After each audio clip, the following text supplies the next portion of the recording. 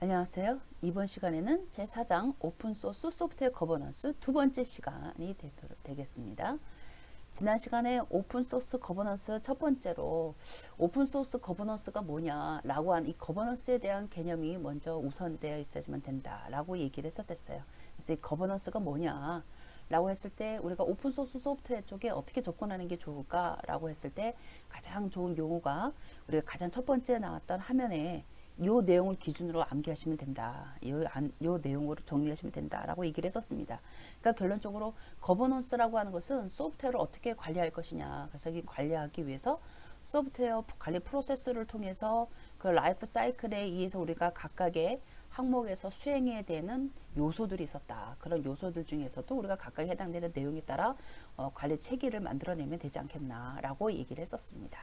그러면 이번 시간에는 어떠한 내용에 대한 얘기를 할 것이냐. 자, 이제 총괄적인 내용을 한번 정리를 해보자라는 거죠. 그래서 이 OSS 거버넌스라고 하는 것을 우리가 이 적용하기 위해서 어디에다가 적용을 해야 될까?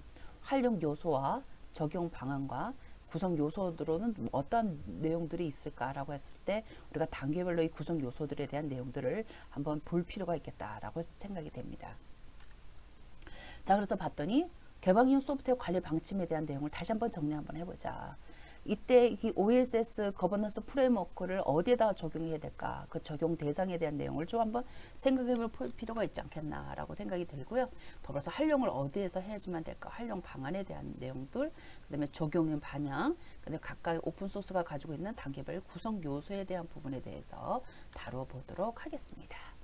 자, 이제 말 그대로 이제 오픈소스 소프트웨어에 대해서 기본적으로 정리해야 되는 내용들에 대해서 한번 정리를 한번 해보자고요. 자, 오픈소스 소프트웨어 OSS라고 하는 이 거버넌스에 대한 얘기를 체계를 한번 생각을 해보면, 자, 개방용 소프트웨어에 대해서 우리가 이해를 해야 되는 기반적인 요소들이 많이 있겠죠. 그때 그 소프트웨어 이해 기반, 효율적이고 효과적으로 OS를 도입하기 위한 관리 체계를 말한다라고 얘기를 했었어요. 이것이 왜 필요한가라고 해서 봤을 때는 우리가 소프트웨어에 대한 정책적인 내용들이 부재가 되어 있었다. 그러니까 정책이 없었다라는 거죠. 그랬을 때 그 내부적인 내용들이 뭐가 있었냐면 지적 재산권에 대한 침해가 발생이 될 수 있을 여력이 있다. 자, 봅시다. 지적 재산권에 대해서 우리가 침해를 받을 수가 있다. 그러니까 이런 부분들을 해소시킬 수 있는 방법이 무엇이 있겠느냐는 거죠. 더불어서 개발 역량 미비로 인해서 우리가 개발 기간이 증가가 되는 이런 정책적인 요소들이 포함이 돼 있었다. 더불어서 사후 관리가 미비하다라고 하는 거죠. 이런 사후 관리가 미비한 이런 내용들을 우리가 이 오픈 소스 소프트웨어의 관리 체계에서 우리가 정립을 좀 해두면 좀 더 좋지 않겠나. 그래서 거버넌스라고 하는 것을 구축하게 되는데 이 거버넌스를 구축하기 위해서 우리가 어떤 내용을 내포시켜주면 되느냐. 즉 지적 재산권 침해 가능성에 대한 부분을 제거하기 위한 문구를 만들어야 된다. 더불어서 공개 소프트웨어 활용에 대해서 우리가 이 경쟁력을 극대화시키기 위해서 어떠한 내용을 내포시켜주면 되는가. 그런 내용을 내포시켜보자.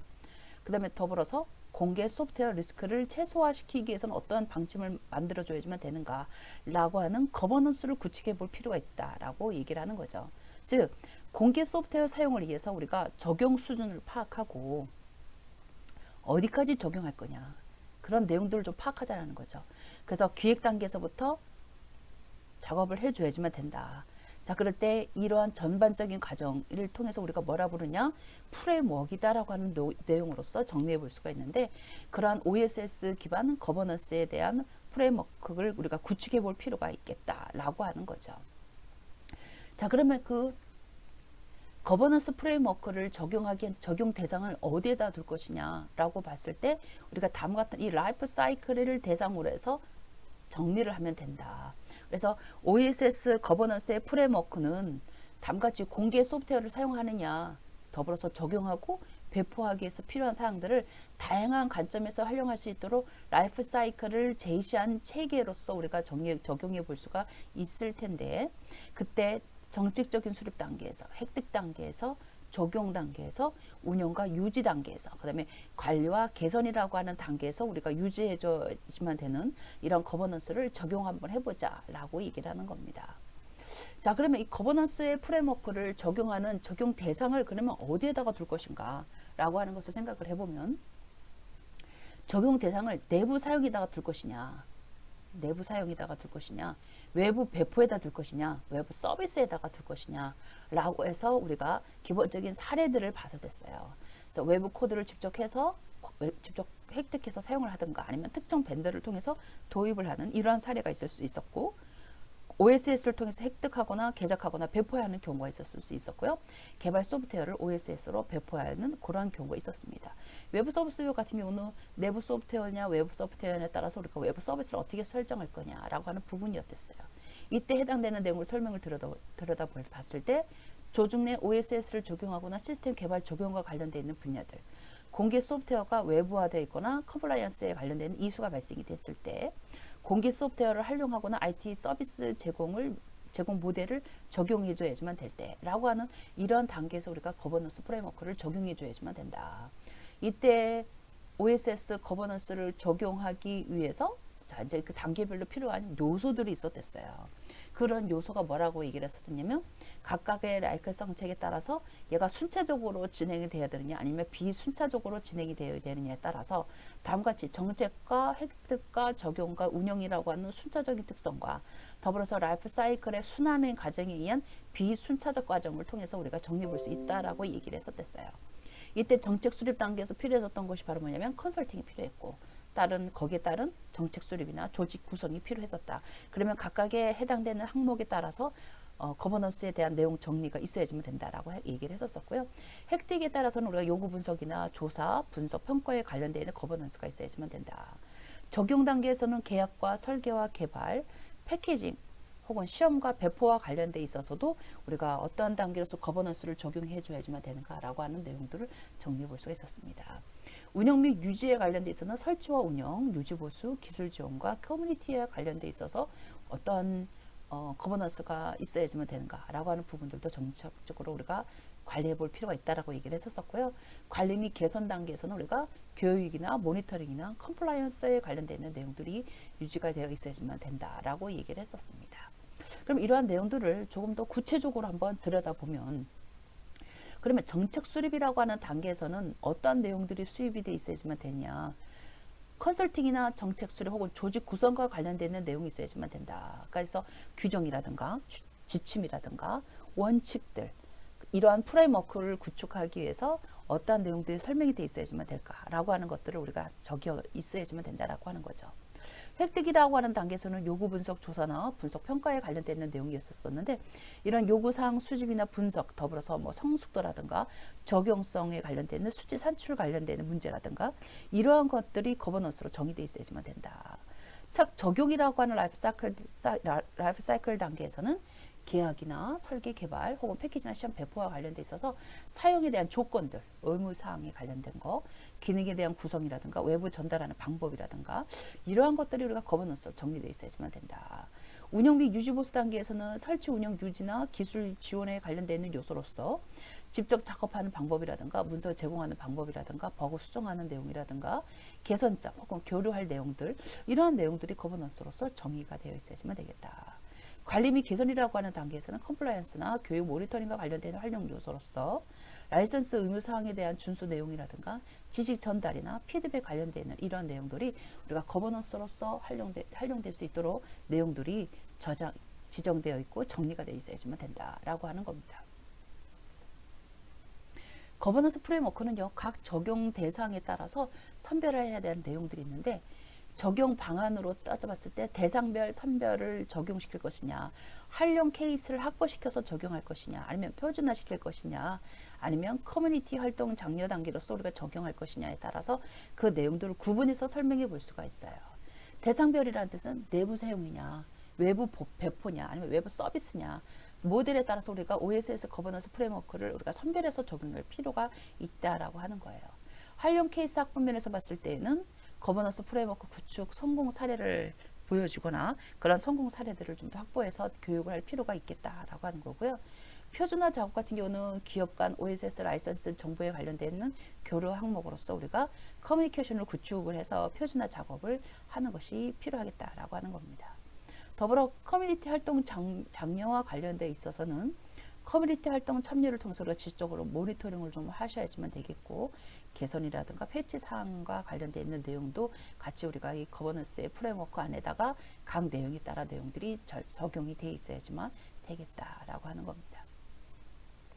오픈소스를 적용하는 데서 이런 프레임워크를 어떠한 방법으로 우리가 적용할 것이냐라고 하는 부분들은 다양한 케이스로 적용할 수가 있어요. 그런데 그 다양한 케이스를 우리가 다 일일이 다 정의하기는 좀 힘드니까 다음과처럼 대상별로 혹은 활용 케이스별로 아니면 표준화별로 아니면 커뮤니티별로 해서 적용해 볼 수 있다라고 하는 겁니다.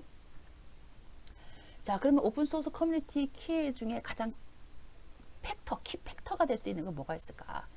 다양한 기업이 참여해 있어야지만 되겠다.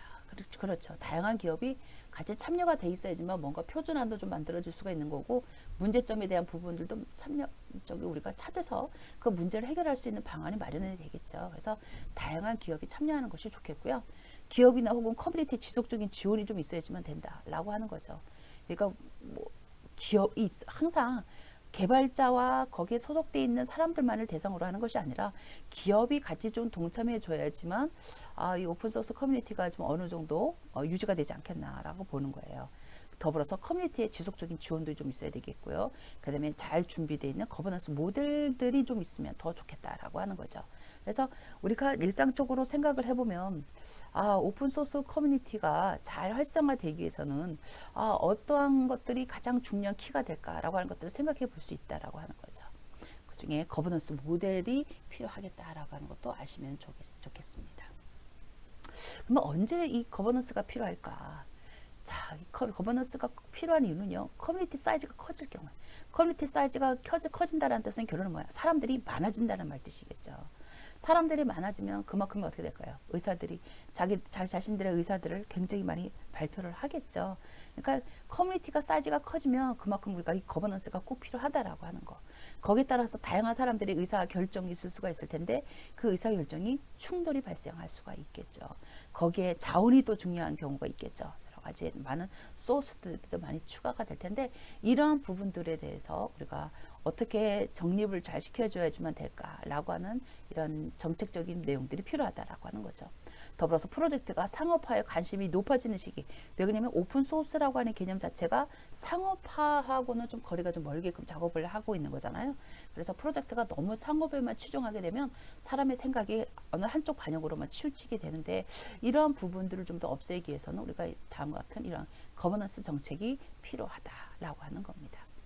자, 그러면 이러한 부분들을 해소시키기 위해서 어떻게 한번 정리를 한번 해볼까? 자, 그래서 정리를 한번 해봤습니다. 오픈소스 거버넌스의 단계별 구성 요소를 통해서 알아야 되는 내용에 대한 이야기를 한번 해봅시다. 거버넌스를 다루기 위해서는 우리가 벌써 라이센스에 대한 이해가 먼저 필요하겠죠. 우리가 지금 오픈소스 OSS에 관련되는 거버넌스니까 기본적인 OSS는 우리가 좀 더 구체적으로 얘기한다라고 뭐라고 했냐면 오픈 소프트웨어를 기점으로 우리가 라이센스를 잘 지키고 있느냐라고 하는 이 라이센스라고 하는 용어가 반드시 들어간다라고 얘기를 했었잖아요. 그러니까 그러한 내용을 따져봤을 때는 라이센스에 대해 정확한 이해가 필요하게 됐고 거기에 따른 이 의무사항이라든가 사용 정책이라든가 거기서 사용하고 있는 비즈니스 모델이라든가 소프트웨어 라이센스를 다루는 데 있어서의 정책적인 수립 단계들 그 다음에 오픈소스에 대한 조직이 성숙하기 위해서는 어떠한 성숙도가 필요할까라고 하는 것을 생각해 볼 필요가 있겠다라는 거예요. 더불어 오픈소스 거버넌스에 대한 현황 진단이 필요하게 됐고 그 거버넌스에 대한 정책 수립과 추진 조직이 필요하겠고 공급망이 필요하겠죠. 거기에 따라 관리에 따른 프로세스가 있어야지만 된다는 거죠. 여기에는 다양한 보안이 있어야 보안 취약점이 생길 텐데 이 보안 취약점을 관리하기 위해서 우리가 어떤 프로세스를 걸쳐서 작업을 해야 되는가라고 하는 이러한 전반적인 내용에 대한 우리가 단계별 내용들을 우리가 한번 이해해 볼 필요가 있겠다라고 하는 겁니다. 자, 그럼 오픈소스 라이센스 우리 너무 잘 알고 있는 내용이었어요. 오픈소스 라이센스에 대한 개념적인 이해와 관리가 필요했었죠. 이때 오픈소스 라이센스는 라이센스에서 요구한 의무사항에 따라서 구분이 됐었는데 이때 퍼미시브냐, 위크 레프트냐, 스트롱 카피 레프트냐라고 하는 개념으로 나눌 수가 있었고 그때 한 개 이상이 아니라 2개 이상의 라이센스가 접근이 되어 있을 때 서로 양립성의 문제가 있는지 없는지에 대한 부분들도 같이 검토해 볼 필요가 있다라고 얘기를 했었어요. 그때 고지 의무가 있는지 수정사항에 대한 공개가 적용이 되고 있는지, 결합되어 있는 다른 모든 코드에 대한 공개가 여부가 적용이 되어 있는지 라고 하는 부분에 대해서도 검토해 봐야지만 된다라고 얘기를 했었습니다. 이때 오픈소스 라이센스의 의무사항은 바로 뭐가 있었었냐면, 얘는 사용 형태별로 혹은 범위별로서 우리가 각각의 의무사항이 있을 수가 있겠다라고 얘기를 했었습니다. 그때 내가 배포 시에 어떤 내용이 적용이 돼야 되는 건지, 소스 코드 공개 시에 대한 양립성에 대한 내용들, 이러한 내용들이 같이 검토되어야 된다라고 얘기를 했었습니다. 그래서 우리가 사용 형태에 따라, 사용 범위에 따라서 의무 사항에 따라 내용을 정리해 볼 수가 있었는데, 이때 공개 방법을 어떻게 할 것인지, 양립성의 문제는 어떻게 할 것인지 라고 하는 부분에 대한 내용들도 같이 이해하고 적용해 줘야지만 된다라고 얘기하기를 했었습니다. 라이선스 정책을 수립하는 데 있어서는요, 개발 및 판매 혹은 서비스와 관련되어 있는 솔루션이나 서비스별로 소스 코드의 공개 여부나 공개 가능한 범위에 대해서 오픈소스 라이센스 사용 정책이 있어야지만 된다. 그래서 그 케이스를 크게 세 가지로 구분해서 댔어요.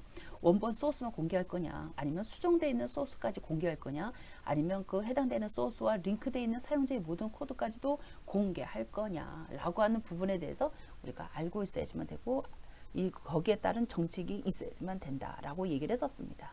이런 내용들도 마찬가지로 우리가 문구화시켜서 문서화시키시면 되시겠죠. 이런 것들이 다 뭐가 되냐면, 우리가 정책을 수립하는 데 있어서 관리의 차원으로 적용해 볼 수가 있는 거죠. 이러한 전반적인 이런 과정을 우리가 뭐라 부르냐 하면 거버넌스다라고 부른다라고 하는 겁니다. 자, 오픈소스 비즈니스 모델에 대해서 우리가 검토해 볼 필요가 있습니다. 이 비즈니스 모델과 관련돼 있어서는 조금 더 자세하게 설명을 하긴 하겠지만, 기본적으로 우리가 간단하게 내용은 검토해 볼 필요는 있을 것 같아서 비즈니스에 관련되는 내용들도 한번 검토해 볼 필요가 있겠습니다. 그래서 이런 비즈니스 모델이 기존에 있으면 그 모델 안에 의해서 우리가 그 테두리 안에서 정책을 세우면 되는 거니까 조금 더 작업하시는 게 전 사실 좀 더 쉬울 수가 있습니다. 이런 기준이 없이 새로운 우리가 모델을 만들어낸다는 것은 굉장히 어려움이 많이 부딪힐 수가 있겠죠. 그래서 이런 비즈니스 모델이 어떠한 내용들이 있는가라고 하는 부분에 대해서도 좀 알고 넘어갈 필요가 있을 것 같습니다. 자, 비즈니스 모델에 대해서도 우리가 검토해 볼 필요가 있다. 즉, 오픈소스 라이센스 사용 정책을 수립하였으면 오픈소스 활용과 관련돼 있어서 대상이 되는 솔루션이라든가 아니면 서비스의 비즈니스 모델을 검토해 볼 필요가 있겠다라고 하는 겁니다. 이때 오픈소스를 공개해서 구동 모델로 서비스를 제공할 것인지, 아니면 상용 소프트웨어 개발에 있어 기능이나 성능 강화미, 비용 절감이 목적인지에 따라서 오픈소스에 적용되어 있는 라이센스를 검토해 볼 필요가 있다라고 얘기를 하는 거죠. 그러니까 비즈니스 모델 중에서 다음과 같이 구동 모델이냐,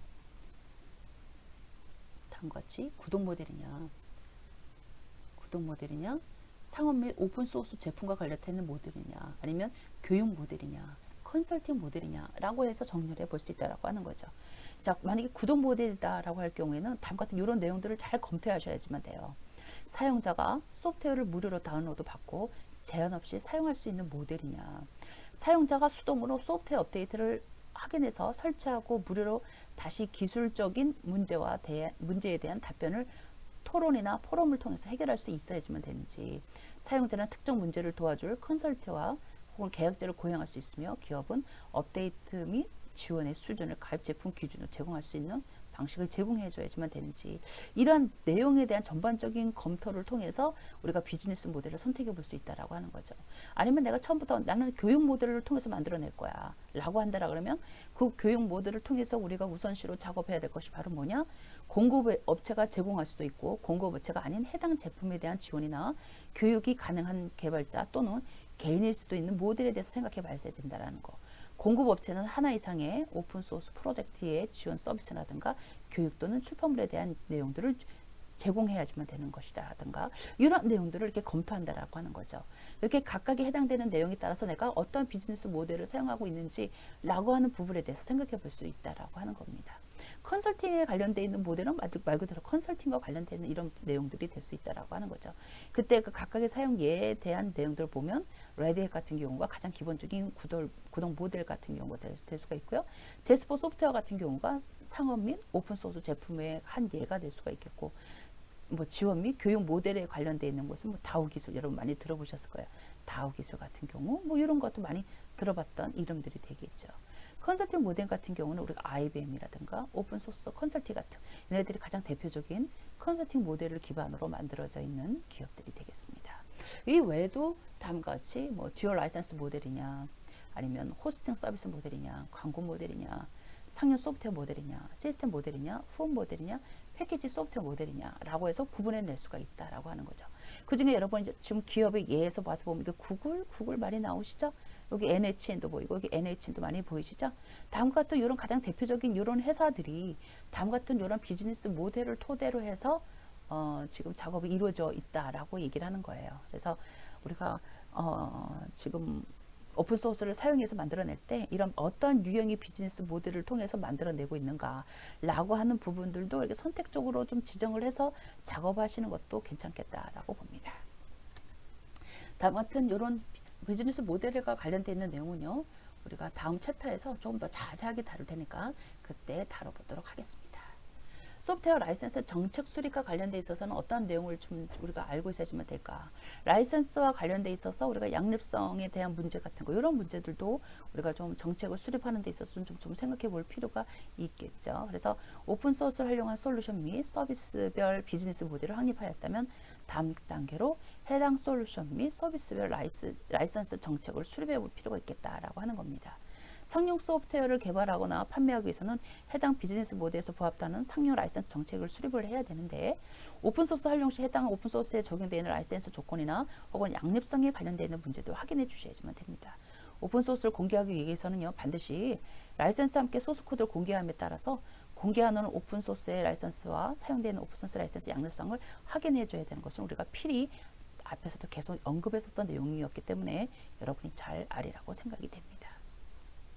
자, 이렇게 솔루션 및 라이스별 어떤 또 서비스를 기점으로 봤을 때 우리가 라이센스 정책 수립 단계가 어떤 식으로 이루어지고 있는지는 우리가 보통 볼 수가 있다라고 하는 거죠. 그래서 첫 번째로 우리가 비즈니스 모델을 분석하고 거기에 따라서 정책을 수립을 하면, 자, 대표 라이센스를 선정을 하시면 되겠고요. 그와 라이센스에 대한 후보군을 선정해서 우리가 각각의 정책을 수립을 하거나 운영에 따른 이런 과정을 제시를 하면 정책 수립 단계에 대한 순서가 어느 정도 이루어질 것이다라고 봅니다. 오픈소스 조직 성숙도를 따져보면, 자, 이제 이러한 단계를 한번 생각해 보자 얘기예요. 조직의 전략에 따라서 오픈소스를 사용하거나 활용하는 데 있어서, 또는 기여하기 위한 조직은요, 오픈소스의 사용과 활용, 기여 정책에 따라서 적절한 관리 활동을 수행해 주셔야지만 되는데, 이런 오픈소스를 적절히 관리하고 있는지에 대해서 다음과 같이 조직 성숙도를 5단계로 나눠서 구분하고 있어요. 위험 노출 단계냐, 아니면 측정 단계냐, 아니면 관리 단계냐, 아니면 참여 단계냐, 활성화 단계냐, 이렇게 구분해 볼 수 있다라고 하는 거죠. 자, 이때 위험 노출 단계다라고 하는 단계, 위험 노출 단계라고 하는 것은 오픈 소스를 사용하고 있지만 적절한 관리 활동이 수행되고 있지 않은 단계를 우리가 보통 위험 노출 단계다라고 보통 얘기를 해요. 그러니까 말 그대로 위험 노출 단계, 너무 위험한 거겠죠. 그러니까 이런 과정들을 우리가 최소화시킬 수 있는 이런 단계가 필요하다라는 겁니다.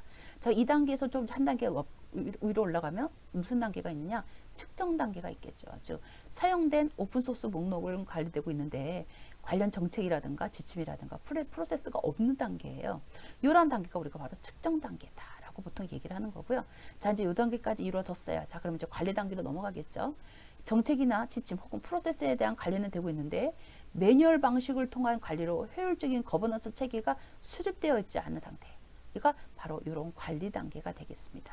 대부분 업체가 이런 거버넌스 체계가 수립되어 있지 않은 단계가 되다 보니까 이 관리 단계에서 많이 좀 브레이크가 걸리기도 하겠죠. 그래서 이런 관리 단계에서 우리가 체크를 해야 되는 부분들에 대해서 좀 더 생각을 한번 해보고, 이 관리 단계가 넘어가면 다음에는 참여 단계로 넘어갈 수가 있겠죠. 그래서 오픈소스가 적절한 시스템이 절차에 따라서 관리되고 더불어서 조직 내 커뮤니티를 통해서 오픈소스 개발 방식이 활성화되고 있는 단계다라고 하는 단계죠. 그래서 이 참여 단계라고 하는 말뜻이 나올 때는 보통 이 커뮤니티다라고 하는 이런 말뜻이 나와요.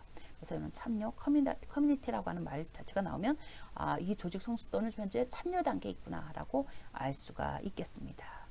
더불어 이 참여 단계까지가 이제 이루어져 있으면은 활성화 단계, 조직 성숙도의 최고 단계가 될 수가 있겠죠.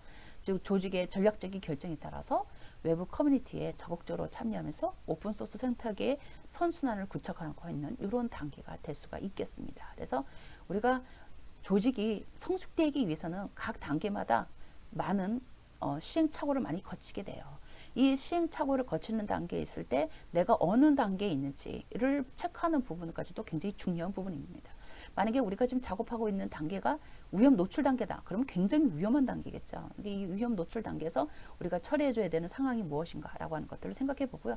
관리 단계에서 부딪히는 부분은 뭐냐? 거버넌스 체계가 관리되어 있지 않은 상태가 있는 거니까 거버넌스 정책에 관련되어 있는 내용들을 좀 더 수립해 볼 필요가 있겠다라고 하는 거고, 참여 단계에서는 커밋을 통해서 오픈소스 개발 방식이 활성화가 되고 있는 단계다라고 하는 것을 알 수가 있겠고요. 생태계가 선순환적으로 계속 활성화가 아주 잘 되고 있는 상태가 되는 거예요. 이러한 단계를 우리가 활성화 단계다라고 내용을 정리해 볼 수 있다라고 하는 겁니다. 자, 이때 오픈소스 조직도에서 우리가 기본적으로 구축해야 되는 이 다음과 같은 5가지 조직 성립된 내용들을 잘 이해를 해 주셔야지만 되겠죠. 보닝 결과물은 2023년도 과학기술정보통신부 및 정보통신기획평가원의 소프트웨어 중심대학 사업 지원을 받아 제작되었습니다. 과제번호 2018-001-2160-302001. 본 결과물의 내용을 전제할 수 없으며 인용할 때에는 반드시 과학기술정보통신부와 정보통신기획평가원의 소프트웨어 중심 대학의 결과물이라는 출처를 밝혀야 합니다. 감사합니다.